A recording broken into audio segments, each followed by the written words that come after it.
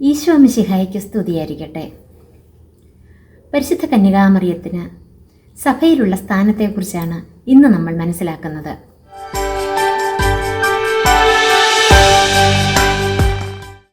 മറിയം രക്ഷകനായ ക്രിസ്തുവിൻ്റെ മാതാവായിരിക്കുന്നത് പോലെ സഭ രക്ഷിക്കപ്പെട്ടവരുടെ എല്ലാം മാതാവാണ്.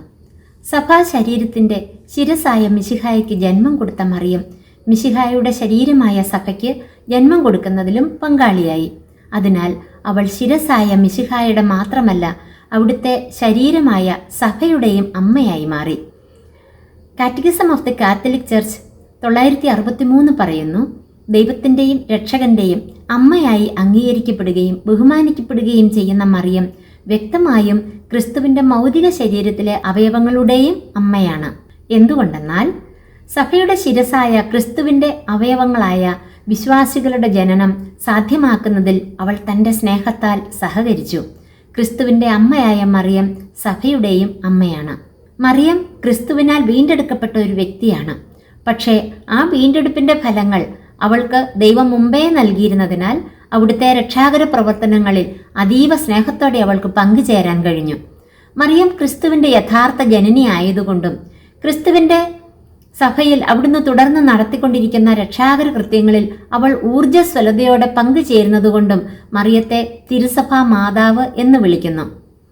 എല്ലാ ക്രിസ്തീയ പുണ്യങ്ങളുടെയും ശ്രേഷ്ഠമായ ആദർശം സഭയ്ക്ക് വ്യക്തമാക്കി കൊടുക്കുന്ന മാതൃകയാണ് പരിശുദ്ധ കന്യകാമറിയം. വിശ്വാസത്തിലും ഉപവിയിലും മിശിഹായോടുള്ള പരിപൂർണ വിശ്വസ്തതയിലും മറിയം സഭയ്ക്ക് മാതൃകയാണ്. ദൈവത്തിന് തന്നെ പരിപൂർണമായും സമർപ്പിച്ച് വിശ്വസ്തതയോടെ ജീവിച്ച പരിശുദ്ധ മറിയത്തിന്റെ ജീവിതം വചനത്തോടുള്ള സഭയുടെ വിശ്വസ്തതയുടെയും സമർപ്പണത്തിന്റെയും പ്രതിരൂപമാണ്.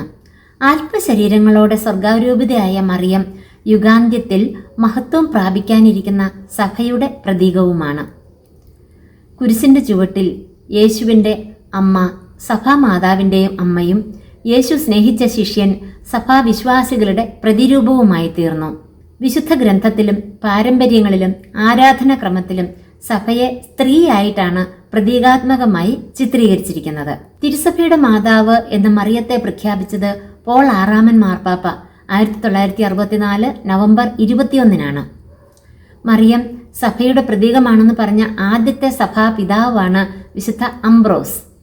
സഭയെ മറിയത്തിൽ നിന്നും മറിയത്തെ സഭയിൽ നിന്നും വേർതിരിക്കാനാവില്ല എന്ന് വിശുദ്ധ അംബ്രോസ് പറയുന്നു. അതിന് കാരണം മറിയത്തിന്റെ ഉദരത്തിലാണ് ക്രിസ്തുവിന്റെ ഭൗതിക ശരീരത്തോടൊപ്പം മൗതിക ശരീരവും രൂപം കൊണ്ടത്. കുരിശിൽ കിടന്നുകൊണ്ട് മറിയത്തോടും യോഹന്നാനോടും പറഞ്ഞ വാക്കുകൾ സഭയോടും വിശ്വാസികളോടും പറഞ്ഞ വാക്കുകളായി പരിഗണിക്കാമെന്നതിനാലാണ് വിശുദ്ധ അംബ്രോസ് ഇപ്രകാരം പറഞ്ഞത്. മറിയം സഭയുടെ മാതാവാണെന്ന് ആദ്യമായി പഠിപ്പിച്ച വിശുദ്ധനാണ് വിശുദ്ധ ആൽബർട്ട്. പരിശുദ്ധ കന്യകാമറിയത്തിന് സഭയിൽ നൽകപ്പെടുന്ന വണക്കത്തിന് നൽകുന്ന ദൈവശാസ്ത്ര നാമമാണ് കുൾത്തൂസ് ഹൈപ്പർ ദൂളിയ. മറിയത്തെ സഭയുടെ പ്രതീകമായി ചിത്രീകരിച്ച സൂനഹദോസാണ് 2ാം വത്തിക്കാൻ സൂനഹദോസ്. മറിയവും സഭയും തമ്മിലുള്ള ഗാഢമായ ബന്ധം എടുത്തു പറയുന്ന 2ാം വത്തിക്കാൻ സൂനഹദോസിന്റെ പ്രമാണരേഖയാണ് ജനതകളുടെ പ്രകാശം.